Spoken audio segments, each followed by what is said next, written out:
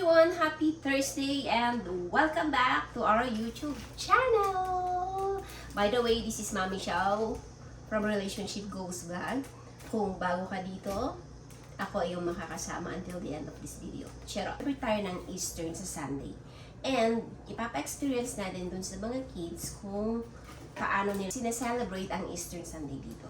So sabi ng asawa ko, mag-celebrate daw sila ng Eastern Sunday by hunting eggs. So, meron na kaming plan for that. And then, sabi niya, meron din kaming basket. So, gawa ka na lang ng basket. Kung ano-ano lang yung malagay. Pumili na lang ako ng kung ano-ano.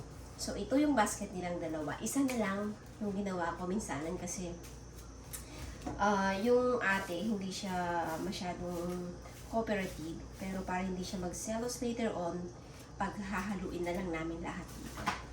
So, yun nga, gagawa tayo ng Eastern basket para sa kanila. Ayan, samahan nyo akong gumawa ng basket. Okay, ito daw yung grass, sabi nila. Parang sako. Diba? Ginupit-kupit na sako, ayan. Tapos ito naman sa maliit.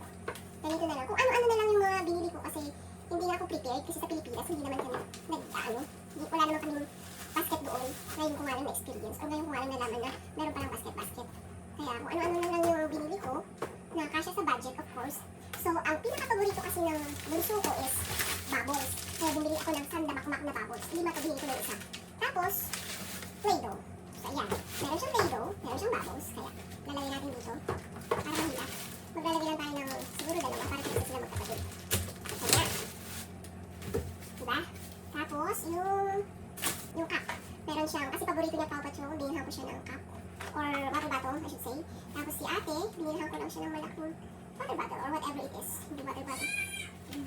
Sumisigaw na siya. Ayoko makita niya ako naglalagay ng mga nandito. At bumili ako ng socks para kay ate. Lalagay ko. O diba? Para ma-surprise naman siya. Kasi sabi niya, gusto ko nagpapabili siya ng socks. Pero kabibili lang namin ng like 12 dozens ng isang buwan. Eh, gusto naman yung bumili. Magagalit ko asawa ko sa akin. Kaya binilhan ko na lang siya nung namalengke kami ng hobby. Sabi ko lalagay ko sa basket niya. At, ano pa? Ito. Nung napunta kami sa dollar store, sorry. Gusto niyang bumili nito, pero sabi ko, ano mo yan? Ang laki-laki mo na. Diba? So yan, lalagay natin dito.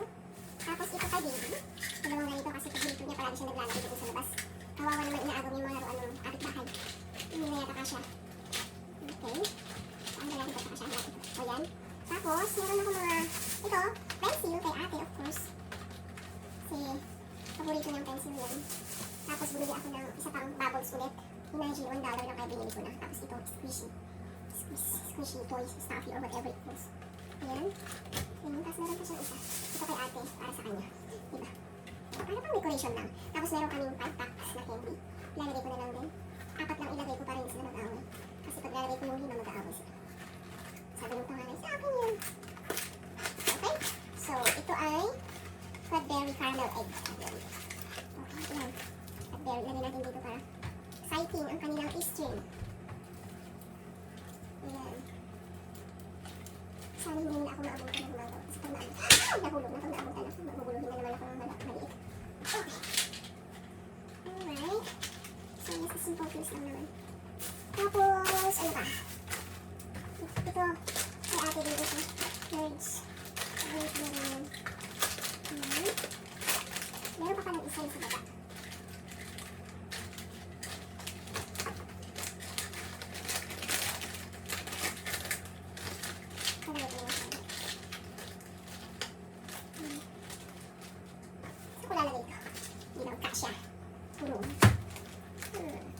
Siksik na lang natin.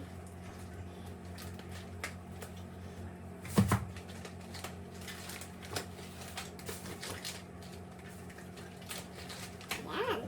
Tapos ito, or wait. Lagyan natin sa gitna. Para matuwa ang bunso natin. Binuksan ko sana kasi nang pag binuksan ko ito, magkakagulo ang mundo. Aaway na ko nung nakita niyo na bukas ko. Yun na lang. Okay. Tapos yung socks, lagyan naman natin dito. Yun na to. Masok sa loob. Bags. Papasok. Papasok sa loob. Pinayagan.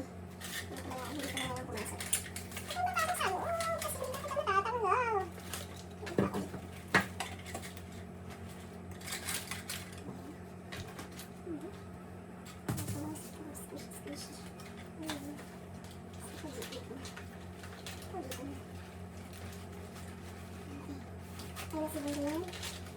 Diba? O, diba? Yung chocolate nila. Dito ko na yung chocolate. Parang itlog talaga siya, no? Bakit yan? Meron pa kaming kanya.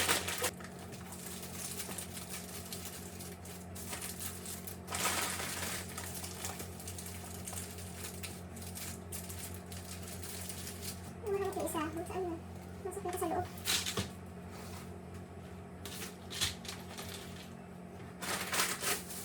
Ayan lang. So, ayan lang yung magiging ano nila. Ay, dito pala yung isa.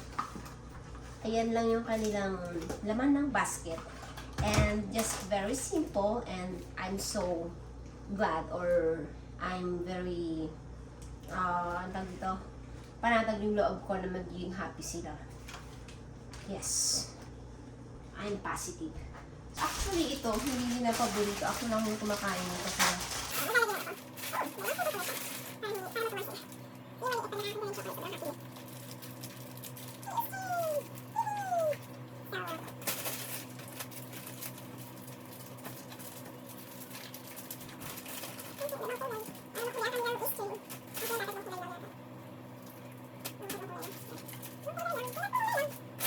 so, ayan. Tadan! Di ba? Di ba? So, ito na yung outcome ng ating Eastern basket for the both of them. Ayan.